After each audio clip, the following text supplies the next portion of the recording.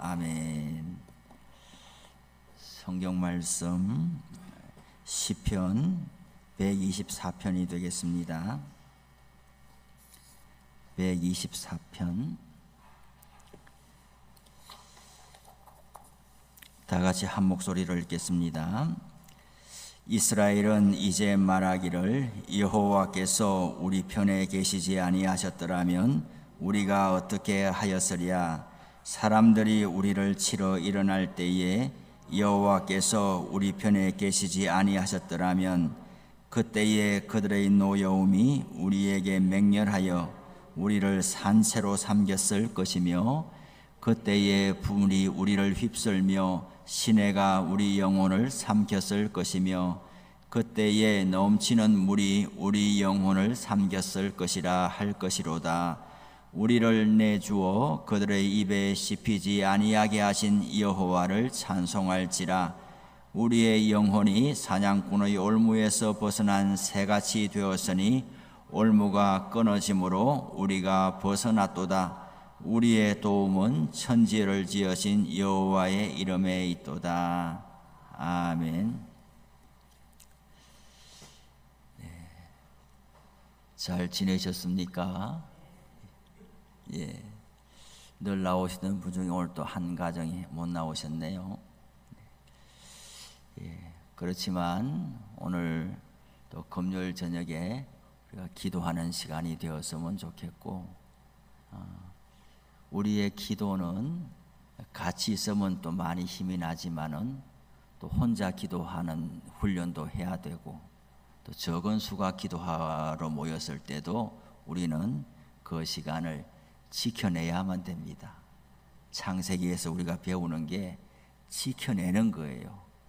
에덴 동산을 주셨으면은 그것을 지켜내야 되고 관리해야 되고, 안식일도 지켜내야 되고 주일도 지켜야 되고 기도의 자리도 지켜야 되는 거고, 우리의 생명도 지켜야 되고 우리의 신앙도 지켜야 되는 거죠. 지켜야 된다는 말은 그것을 빼앗는 자가 있다라는 것이죠. 지켜내야 돼요. 예. 우리 신앙생활은 하나님이 주시는 힘과 능력으로 하는 것이지, 사람의 분위기 따라서 하는 게 아니란 말이죠. 우리는 신앙의 중심을 잘 세웠으면 좋겠습니다.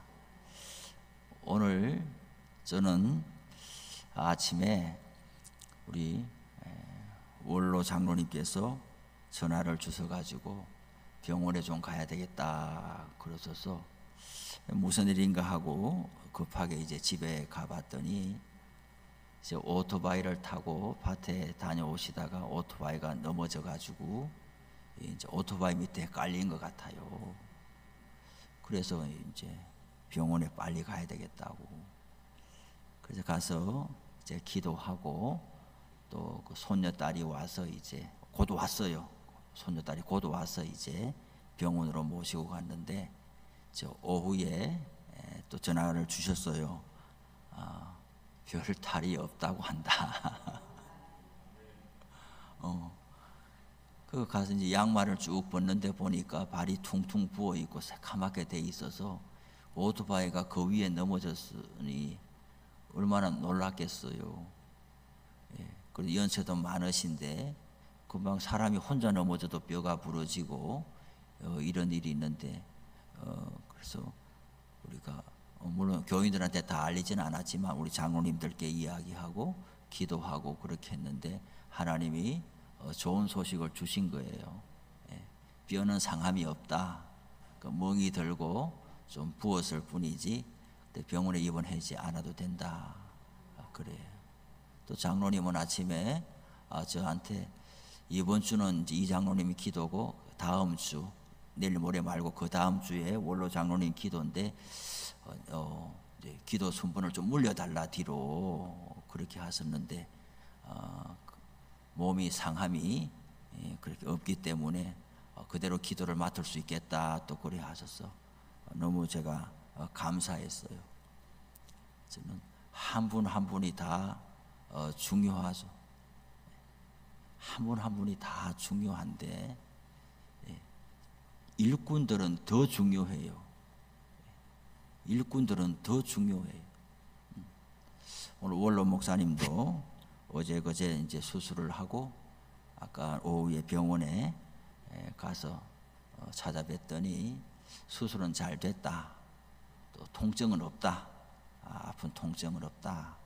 주일 지나고 나서는 퇴원할 수 있을 것 같다. 그랬어요. 병실 면회는 정해진 시간밖에 안 되고 이제 밖에서 잠시 만나서 기도하고 왔는데 그래요. 우리들 중에서는 누구도 빠져서도 안 되는 거예요. 아파서도 안 되고 죽어서도 안 되는 거예요. 아파서도 안 되고 죽어서도 안 되는 거예요. 우리는 모두 다 이 자리를 잘 지켜내야 되는 것이죠. 하나님께서 우리 교회를 세워가시고 지난 70년 동안 교회를 지켜오셨는데 이제는 교회가 일어서고 걱정과 염려를 끼치는 교회가 아니라 주변의 이웃에게 또 주변 교회들에게 시찰의 노회에 소망을 주고 희망을 주는 교회로 우리가 발돋움을 해야 되겠어요. 그런 좋은 날을 우리 모두는 봐야 되는 거예요. 우리 문권사님도 좋은 날을 봐야 되는 거예요. 더 건강해지기를 바랍니다. 오늘 말씀을 통해서 우리의 모든 올무가 끊어지고 벗어나고 자유하게 되는 날이 오기를 바랍니다. 신앙은 우리 공동체 신앙이에요. 지금 금요일 저녁마다 성전에 올라가는 노래 시편의 말씀을 배우고 있는데 성전에 올라간다 혼자 올라가는 게 아니에요. 공동체가 같이 무리를 지어서 올라가는 거죠. 공유된 기억이 있어야 돼요. 함께하는 경험이 있어야 되고 먹을 양식이 같이 있어야 되는 것이죠. 그게 뭐냐? 신앙생활을 잠시 주춤하고 방황하고 하다가도 돌아오려고 하면은 기억이 있어야 되는 거예요. 돌아갈 지점이 있어야 되는 거예요. 예전에 내가 이랬는데 지금 이렇게 나와 있구나. 이제는 돌아가야 되겠다. 어떤 모습으로 돌아갈 거냐? 그 지점이 있어야 된다는 거예요. 그래서 우리 아이들에게도 우리 지금 지난주일에도 교회 학교 그 아이들이 또 2명이 있었잖아요. 왔었잖아요. 아이들이 막 뛰어노는 것 같아도 교회에서 뛰어놀도록 우리는 해야 되는 거예요. 예배 드리는 것을 보게 해야 되고 기도하는 것을 보게 해야 되고 어른들이 어떤 이야기를 하는지를 보게 해야 되는 거예요. 교회에서 함께 자라나는 신앙의 기억이 공유되어야 되는 것이죠. 그 기억이 전성되어야 되는 것이고 그래서 성경은 그렇게 계속하여 하나님이 하신 일들을 말하라고 그러잖아요. 구약시대 때는 경험적인 학습으로 절기, 유월절, 오순절, 장막절 이런 절기 말씀으로도 가르치고 말로도 하지만은 구체적으로 유월절을 일주일을 지킴으로 초막절에 천막을 치고 저기 안에서 일주일간 삶으로 내가 좋은 집이 있는데도 일주일간은 그 초라한 나뭇잎으로 지은 그 초막 속에 일주일간 식구대로 다 들어가서 잠잠으로 그 불편함을 경험함으로 신앙을 배우도록 하는 것입니다.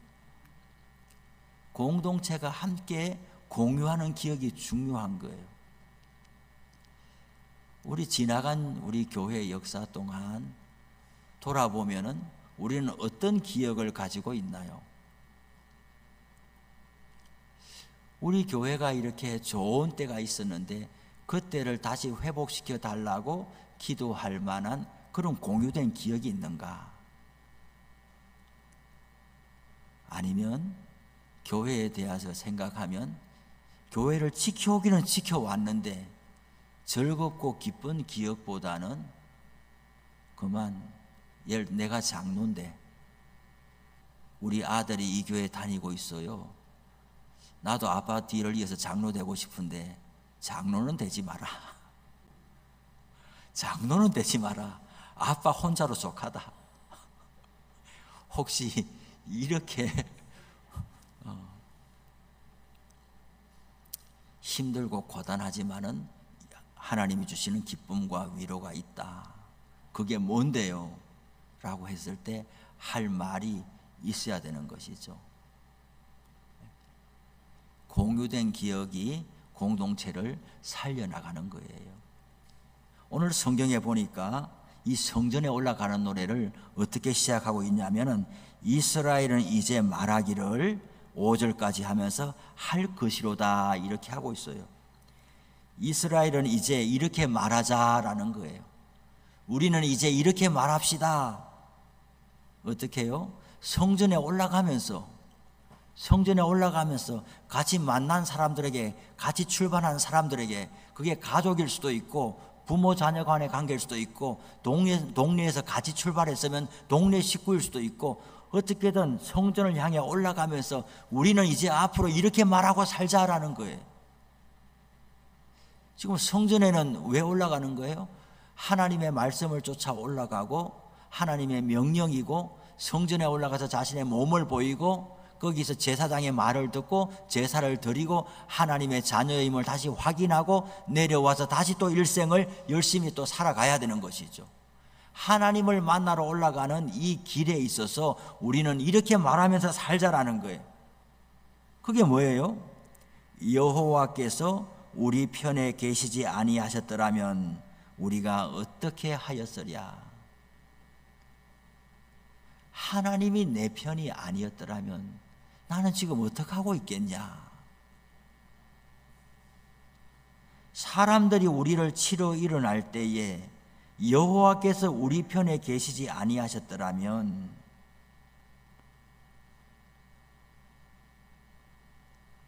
그때에 그들의 노여움이 우리에게 맹렬하여서 어떻게 해요? 우리를 산채로 삼켰을 것이다. 사람이 귀신이 무서운 게 아니에요. 사람이 무섭다니까요. 사람이 사람을 무서워해요. 사람의 잔혹함과 사람의 그 무정함은 정말 피할 길이 없어요. 이 말씀을 읽으니까 생각이 나요. 제가 이런 이야기를 하면은, 제가 다른 데 있을 때도 목사님은 몇 년도생입니까? 이렇게 이야기해요. 몇 년도생이에요? 일제강점기 때 태어났어요? 이렇게. 이전에 교회에 있을 때도 한 분이 지금 이제 88세 정도 됐을 거예요. 건강하셔요. 그래서 제가 이제 설교하면서도 저희 집의 이야기도 하고 제가 또 경험했던 이야기도 이렇게 하고 나면 90이 다 돼가는 나도 그렇게 안 살았다 이렇게 그렇게 이야기를 하세요. 그런 삶의 경험은 또 다 다양하니까요. 우리는 식구가 8인데 우리가 8형제인데, 이게 우리 할머니는 1907년도생인, 제가 고등학교 때 할머니 주민등록증을 본 적이 있어요. 그 주민등록증에 1907년이라고 쓰여 있었기 때문에 그걸 기억하는 거죠. 할머니가 자녀들을 많이 낳았는데 다 죽은 거예요. 다 죽고 딱 우리 아버지 혼자 살아남은 거예요. 어릴 때 다 죽은 것도 아니에요. 10살도 되고 15살도 되고 뭐 크다가 다 죽은 거예요. 어느 날은 우리 아버지가 이제 이렇게 어디 좀 가자 그래서 이제 집에서 나와서 우리 밭을 지나서, 그리고 우리 지금 유교리 뒤에도 야산들 있잖아요. 이렇게 야산들이 다 있잖아요. 그 야산으로 이렇게 갔어요. 가니까 아버지가 이제 이렇게 가르치는데 보니까 거기에 이제 아버지 형제들이 묻힌 곳이에요. 옛날에는 아이가 죽으면 장례식도 안 하고 그냥 갖다 묻잖아요. 그냥 소리 소문 없이. 하도 많이 죽으니까 출생신고도 안 하잖아요. 출생신고 언제 죽을지 모르니까 그래도 이제는 안 죽고 살겠구나라는 판단이 들면은 그때 출생신고를 하잖아요. 그래서 어떤 사람은 뭐 7살도 떨어지고 실제 나이보다 호적 신고가 말이죠. 그렇게 되는데 보니까 하여튼 여기저기 아버지 기억에는 있는 거예요. 이제 이렇게. 그러다 보니까 손이 귀한 집안이라서 할머니가 어떻게든 많이 낳아라. 뭐 몇 사람 건질지 모른다. 나올 수 있는 대로 다 낳아라 그랬는데 우리는 한 명도 안 죽어가지고 8명이나 다 살아남아. 8명이나 다 살아남아요. 그런데 형편이 안 되는데 자식이 많으니까 뭐 그렇잖아요. 없는 집 애들이 밥도 많이 먹는다고 양식도 많이 축나고. 그런데 지금 드리고 싶은 말씀은 아주 시골에는 옛날에는 돈 벌러도 가지 않고 그 삼촌들이 한 집에 다 사는 거예요. 그 맞죠? 한 집에 다 사는 거예요. 어르신이 살아 계시면은 거기에 뭐 심지어는 뭐 며느리하고 시어머니하고 같이 애 낳고 막 같이 이렇게 나중에는 뭐 손자가 뭐 나이가 더 많아 버리고 뭐 이런 경우도 뭐 있고 그렇잖아요.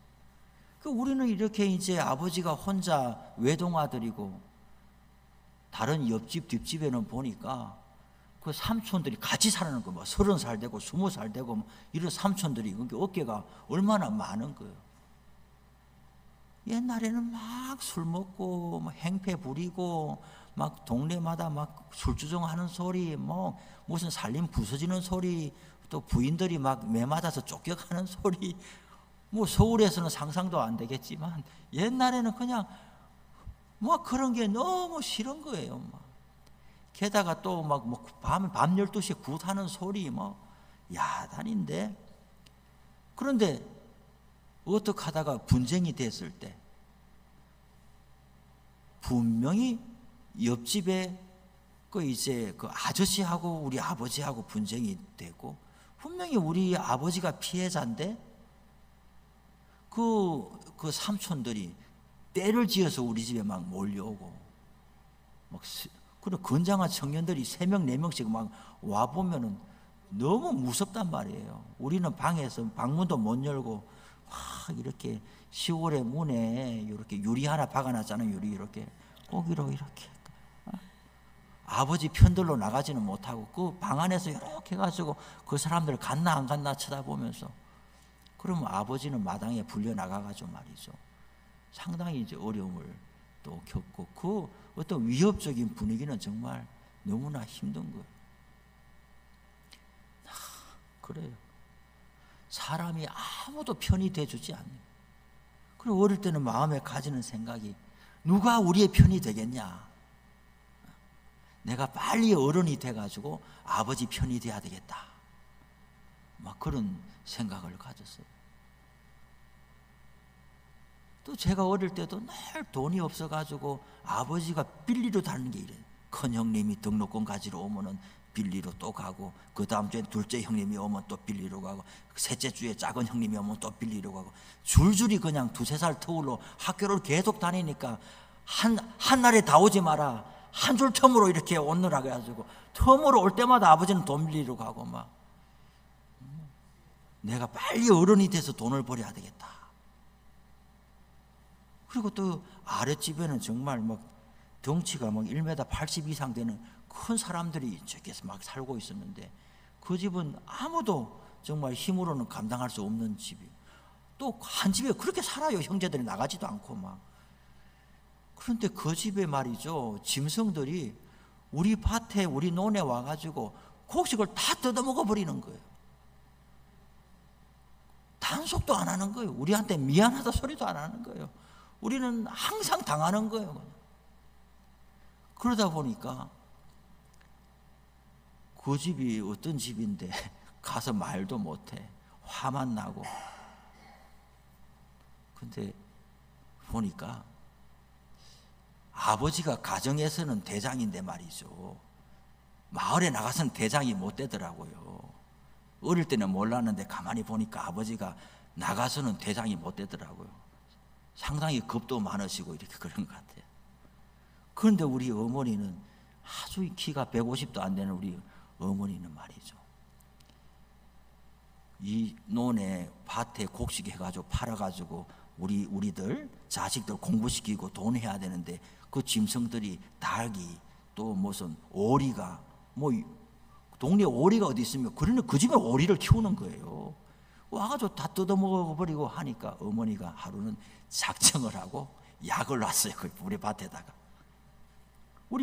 이제 콩, 팥 이런 데다가 약을 부르는데 그날도 그 집에 돼지가 또 와가지고 뜯어먹다가 그 약을 먹고 돼지가 그 자리에 죽어버린 거예요. 어떻게 되겠어요?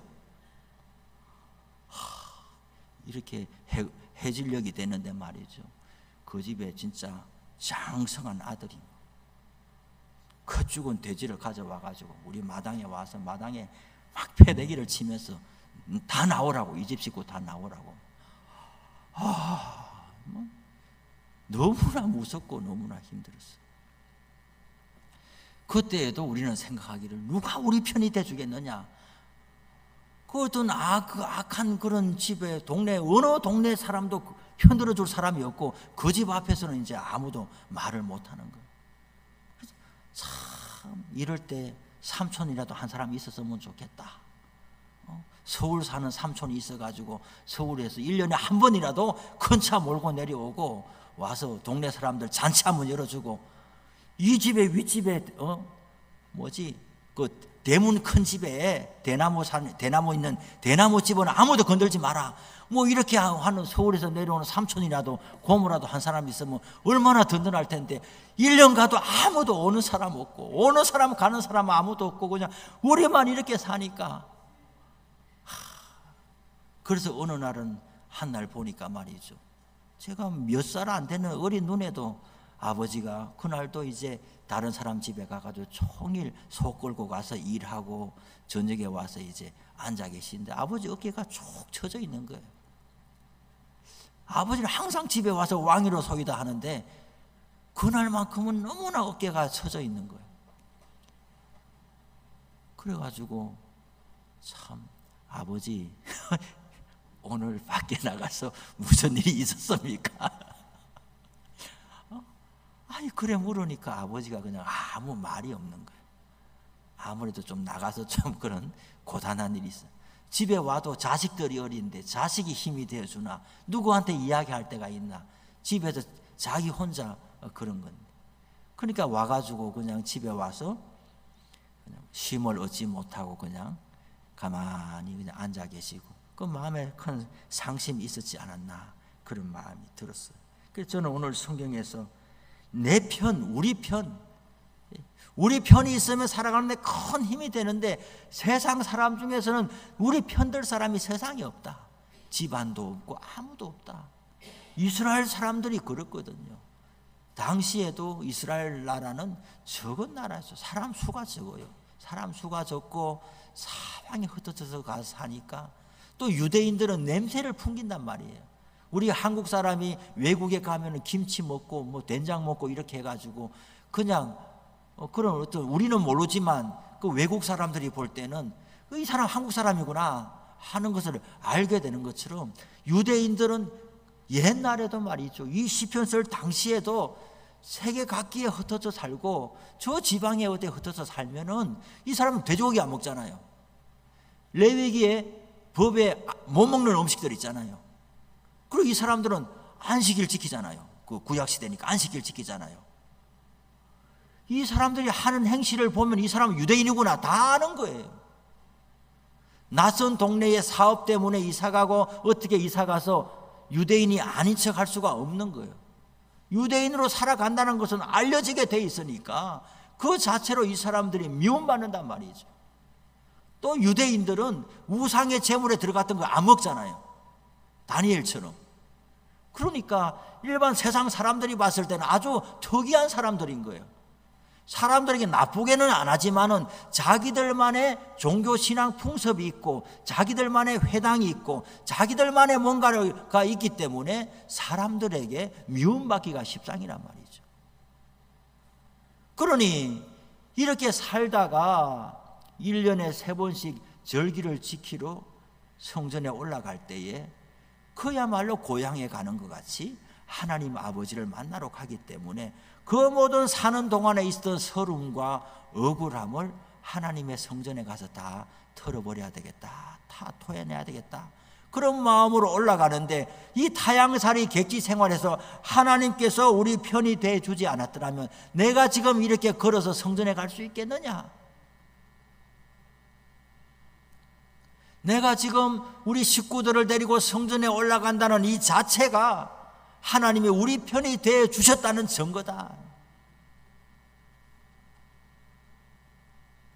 그래서 신앙생활을 의무로 할 수는 없어요. 한두 번이야지. 그렇죠. 한두 번이야지 억지로 뭐 참고 한다 그러지만 신앙생활을 평생 하는 것인데 억지로는 못 하거든요.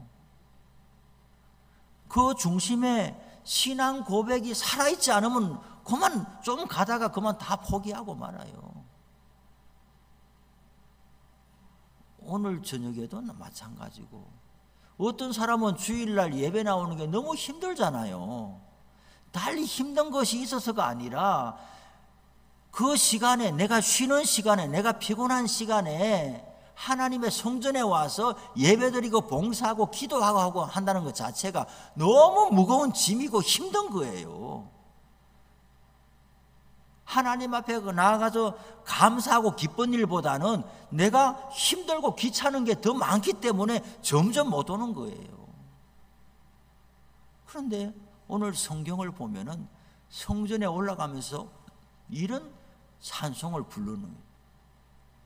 하나님이 우리 편이 돼주지 않았더라면 내가 지난 한 주 동안 살아있겠냐?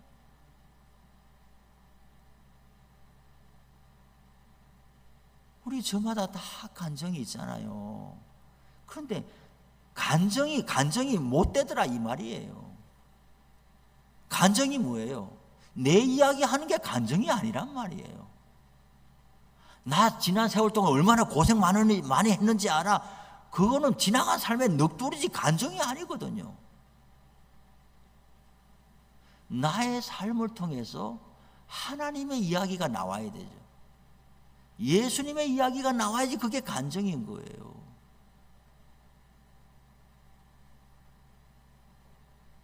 내가 죽다가 살았어. 정말 죽다가 살았으면은 예수 잘 믿어야죠. 지금 예수 잘 믿고지도 않고 예배도 안 나오고 주일도 안 지키고 돈 벌어가지고 하나님 앞에 드리지도 않고 이렇게 사는데 내가 죽다 살았어, 하나님 고쳐줬지, 그 말이 무슨 말이냐고요 도대체. 그 말이 무슨 말이에요? 누구 들으라고 하는 이야기예요?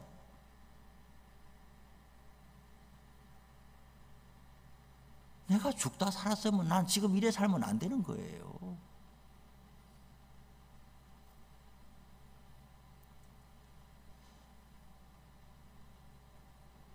우리 삶의 이야기 속에 하나님께서 우리 편이 돼 주지 않았더라면 지금 여기 남아있을 사람은 아무도 없어요. 육체의 건강이나 사고로 인해서도 큰 위기에 처할 수도 있지만 마음에 상심하고 실족하고 실망하고 상처 있고 이렇게 해서 삶의 의욕을 상실하고 살아가는 사람도 많아요. 하나님께서 은혜를 베푸실 때에 시험하는 일도 있는 거예요. 오늘 7절에 보니까 뭐라고 되어 있어요? 우리의 영혼이 사냥꾼의 올무에서 벗어나는 새같이 되었다. 올무가 끊어짐으로 우리가 벗어나도다. 영혼을 사냥하는 사냥꾼이 있다는 이야기예요. 오늘 성전에 올라가는 이 사람들, 이스라엘을 서로 간에 이제는 우리가 이렇게 말하고 살아야 된다. 이제는 하나님께서 우리 편이 돼 주셔서 우리가 이렇게 살고 있는 것이지 그냥 저절로 사라지는 것이 아니다. 하나님을 믿는 걸 귀찮아하고 하나님께 예배하는 걸 귀찮아하고 하나님을 섬기는 것을 힘들어하고 지금 앞뒤가 다 뒤바뀌어 있다. 우리가 우리 것이라고 할 수 있는 게 뭐 한 가지가 있냐. 그렇게 말하는 이 사람이 어떤 기억이 있다는 거예요. 사냥꾼이 올무를 낳았는데 그 올무에 완전히 내가 잡혀 있어가지고 스스로는 그 올무에서 나올 수 없는 일이 있었다라고 이야기를 하는 거죠. 이 꾼이라는 말은 사냥꾼, 사냥하는 전문가가 사냥꾼이잖아요.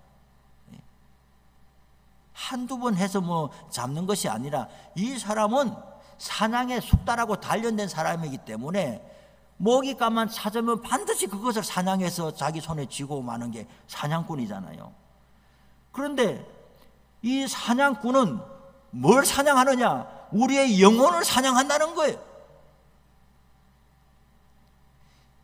우리의 영혼이 이 사냥꾼의 표적 안에 들어서 거기에 올무를 딱 놓았는데 이 사람은 올무를 말이죠 놓으려면은 일단 대상 파악을 잘 해야 되는 거예요. 우리 시골에 있을 때는 이제 가을 지나고 겨울 되면은 다 뭐 할 일도 없고 뭐 심심하고 먹을 것도 없고 그렇잖아요. 그러니 산에 가가지고 이제 올무를 놔가지고 토끼도 잡아오고 이제 고라니도 잡아오고 뭐 잡아와서 그거 이제 먹는 거죠. 그거 다 학습해서 배우는 거예요. 형님 따라다니면 형님 어디다가 놓나 보고 그 형님이 그렇게 하다가 이제 고등학교 가면서 객지로 나가버리면 내가 그 다음 주자가 또 내가 놓고 내가 또 고등학교 객지로 떠나가면 내 동생이 또 그거 이제 놓고 그 올무 나가지고 이제 한 마리씩 짊어지고 오면요 막 빨리 아버지 엄마한테 그거 보이고 싶은 거예요. 나 하나 잡았어요. 뭐 어떨 때는 두 마리씩 짊어지고 오고 어떨 때는 그 눈썰매를 가져서 눈썰매에다가 노루를 묶어 가지고 이렇게 오면은 뭐 너무나 신나고 엄마 나도 한 마리 사냥했어요. 잡았어요. 뭐 그래 오면은 너무 자랑이 되고 아버지가 좀처럼 칭찬하지 않는데 그런 거 한 마리 잡아가면 아버지가 너무나 만면에 웃음을 띠면서 잘했다 잘했다 이렇게 하면서 가죽을 발라가지고 그 가죽을 큰 대문에다가 다 이렇게 가죽을 붙여놓고 장사 오면 팔고 그때는 냉장고가 없는 시대인데도 날이 얼마나 추우니까 그냥 밖에다가 놔두면은 이게 뭐 꽁꽁 얼어 있는 거예요. 뭐 완전히 냉동실에 넣은 것 같이 얼어 있는 거예요. 그 겨울 동안 그거 먹는 거예요. 아버지가 착착 잘라가지고 이렇게 해가지고 또 먹고 이렇게. 그런데 이제 그런 거 하려면은 어떻게 사냥을 해야 할 줄 알아야 되는 거예요. 딱 가보면 아는 거예요. 토끼가 지나가는 길이다. 지나가는 길이다. 이건 노루가 지나가는 길이다. 그러면 올무를 어느 높이에 달아야겠냐. 노루가 지나가는 길은 조금 더 높이 달아야 되고 토끼는 조금 낮게 달아야 되고 이 길을 아는 거예요. 딱 보고 길에 거의 맞추는 거예요. 사냥꾼이 짐승을 사냥하려고 그러면은 그 짐승이 어디로 다니는지를 잘 알아야 되는 거예요. 우리의 영혼을 사냥하는 악한 사냥꾼들도 우리가 어느 지점에서 넘어지고 어느 지점에 연약함이 있고 어느 지점에 어떤 아픔이 있는지를 아는 거예요. 거기다가 올무를 덜커덕 놓는 거예요. 사람을 무서워하는 사람에게는 사람을 동원시켜가지고 겁을 주는 거예요. 두려움이 많은 사람에게는 겁을 주고 염려증이 많은 사람에게는 계속해서 의심과 염려를 불어넣고 그리고 뭔가 물질의 탐욕이 많은 사람은 끊임없이 돈 벌도록 몰아넣고 벌어도 계속해서 돈 버는 평생 돈 벌다가 쓰지 못하고 죽는단 말이죠. 돈도 잘 벌어야 되지만은 돈을 사람이 써야 되는데 어디 써야 될 줄을 알고 돈을 내가 손에 쥐고 써야 되는데 돈에 끌려다니다가 돈 묻어놓고 죽는다는 이야기죠. 예수 못 믿고 평생 살아가면서 하나님 앞에서 하나님이 이 모든 건강과 모든 삶의 여건들을 다 주셨는데 하나님을 영화롭게 하는 일에 하나도 관심 없이 살다가 그냥 그렇게 살다가 돌아간단 말이죠. 어디에 연약함과 시험이 있는지를 다 아니까 그 사냥꾼이 올무를 그렇게 놓는 건데 올무에 걸렸다 하면 스스로는 벗어나기 어려운 거예요. 오늘 성경에 보니까 올무가 끊어짐으로 우리가 벗어났다 그랬어요. 하나님께서 그 올무를 끊어주셔야 되는 거예요. 우리가 이 세상에 살면서 사방에 우리의 영혼을 사냥하는 사냥꾼들이 많은 거예요. 죄가 우리를 사냥하는 것이죠. 끊임없이 죄 가운데 떨어지게 만드는 거예요. 사단이 우리를 계속해서 유혹에 넘어지도록 만드는 거예요. 자기 힘으로는 벗어날 도리가 없어요. 하나님께서 우리를 올무를 끊어지게 하고 거기서 건져내 줘야 되는 거예요. 그래서 6절에 뭐라고 말씀하느냐? 우리를 내주어 그들의 이에 씹히지 아니하게 하신 여호와를 찬송할지로다. 올무에 걸릴 수는 있지만은, 유혹하는 자가 우리를 짐승처럼 그냥 삼키려고 할 수는 있지만은, 하나님께서 우리를 불쌍히 여기셔서 내버려 두지 않고 찾아내니까 하나님을 찬송한다는 거예요. 예수님도 베드로에게 뭐라고 말했습니까? 사단이 너를 밀가부르듯 할지라도 너가 시험에 떨어지지 않기를 내가 기도한다고 그랬어요. 우리가 한평생 예수 믿고 한결같은 신앙으로 살아가는 것은 하나님이 우리를 도와줘야 되는 거예요. 하나님이 우리를 힘주셔야 되는 거예요. 그래야 우리가 살아갈 수가 있는 거예요. 우리의 도움은 천지를 지신 여호와의 이름에 있도다 그랬어요. 성전에 올라가면서 우리가 이런 노래를 불러요. 하나님 앞에 감사하는 노래를 부르고, 우리가 하고 싶다고 되는 게 아니에요. 도대체 우리는 이 신라곤의 세상 속에서 장담할 수 없는 인생을 살아가니, 어제 잘 살았다고 오늘 잘 사는 것도 아니고, 하나님 앞에 우리의 연약함을 늘 시인하면서 하나님 오늘도 우리를 건져주시고 고쳐달라고 기도하면서 나아가야 되는 거예요. 신앙생활은 억지로 안 되는 거예요. 저는 오늘도 이렇게 와서 이렇게 모두들 준비하고 6시 반부터 와서 준비하고 찬양 준비하고 이 모습들을 보면서 너무 기쁜 거예요. 금요일 저녁은 우리가 잔치가 돼야 되겠다. 주일날 예배는 또 예배대로 그런 순서에 맞춰서 드리는 거기도 하고, 새벽 기도는 자리가 잡혀가는 것 같아요. 하고 한 6시까지 한 30분 정도 다 기도하고 가니까,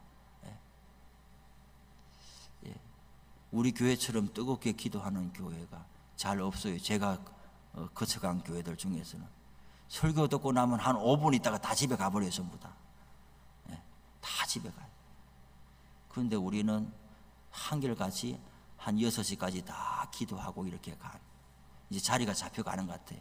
사람들이 많이 오든 적게 오든 오는 사람들은 그 시간을 이제 지켜내는 것 같아요. 감사하죠. 금요일 날은 금요일대로 오는 순서대로 이제 우리가 이 기도하는 시간으로, 기도하는 밤으로 해서 많이 기도하고 중보하고 그런 시간.